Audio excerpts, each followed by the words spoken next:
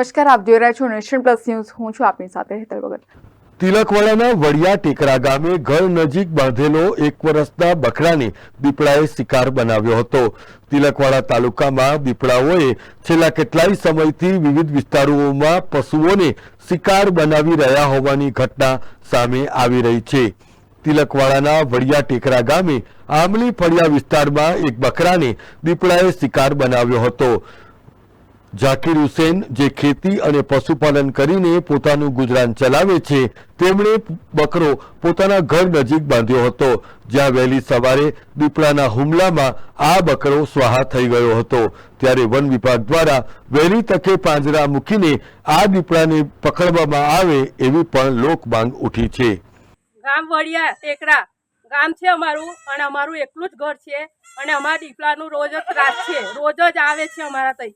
આગળ બી 2 બકરા જતા રહ્યા, અને હવડે બી જતો રહ્યો બકરો, તે તો અમને મળી જ ગયો, પણ આગળના બકરામાં હોત કરી તો અમને મળ્યું ના.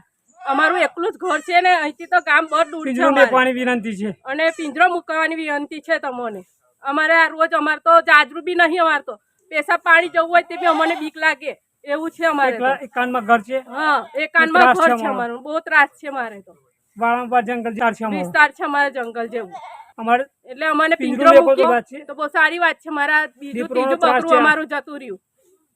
બરાબર છે. અમે ગરીબ માણસ છે, અમે તો ખેતી કરવા, અમે ખેડૂત માણસ છે. અમારું ઘર બીજો, એટલે અમારે તો એકલું જ છે ઘર. અમારે તો ગામ બહુ દૂર છે, એટલે તમે અમને પિંજરું મૂકી આપો.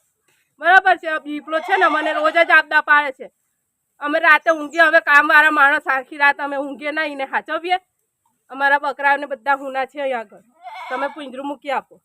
Wasim Memon, nation plus news, Narmada.